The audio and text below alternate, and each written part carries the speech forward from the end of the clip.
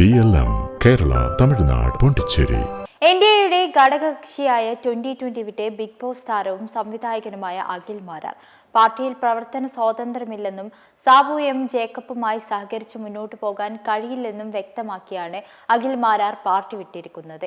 NDA സ്ഥാനാർത്ഥിയായതിനു പിന്നാലെ തന്നെ സമൂഹ മാധ്യമങ്ങളിൽ വർഗീയവാദിയായി ചിത്രീകരിക്കുകയാണെന്നും സ്വന്തം കഴിവുകൊണ്ട് സമ്പാദിച്ച ആരാധകരെ തെരഞ്ഞെടുപ്പിൽ മത്സരിച്ചതിലൂടെ നഷ്ടമായെന്നുമാണ് അഭിമുഖം നൽകിയതിൽ വ്യക്തമാക്കിയത്.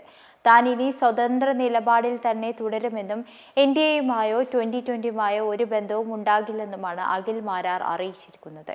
കൊട്ടാരക്കരയിൽ സീറ്റ് നൽകാമെന്ന് വാഗ്ദാനം ചെയ്ത ശേഷം സാബു എം ജേക്കബ് തന്നെ ചതിച്ചുവെന്ന് അഖിൽ മാരാർ ആരോപിച്ചു. കൊട്ടാരക്കരയിൽ പ്രചാരണത്തിന് ഇറങ്ങിയിരുന്നെന്നും ഇതിനിടെയാണ് സീറ്റ് രശ്മിക്ക് നൽകാൻ തീരുമാനിച്ചത്. മാന്യമായ ഒരു മണ്ഡലം നൽകാമെന്ന നിലപാടിന്റെ ഭാഗമായാണ് തൃക്കാക്കരയിൽ സ്ഥാനാർത്ഥിയാക്കാൻ BJP തീരുമാനിച്ചതെന്നും അഖിൽ മാരാർ പറഞ്ഞു. തിരഞ്ഞെടുപ്പ് പ്രവർത്തനങ്ങൾക്കായി മുഴുവൻ സമയവും തന്റെ കൂടെ ഉണ്ടായിരുന്നത് 2 പേർ മാത്രമായിരുന്നുവെന്നും മാരാർ കൂട്ടിച്ചേർത്തു.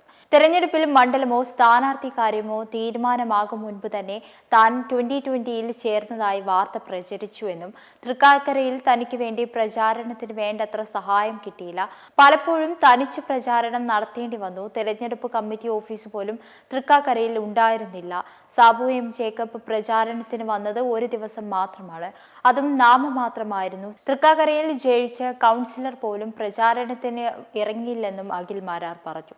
മെമ്പർമാരുടെ നിക്ഷേപങ്ങൾക്ക് ഉയർന്ന ലാഭവിഹിതം നൽകുന്ന കേന്ദ്ര സർക്കാർ സഹകരണ registered society Bharat Lajna multi state housing cooperative society limited.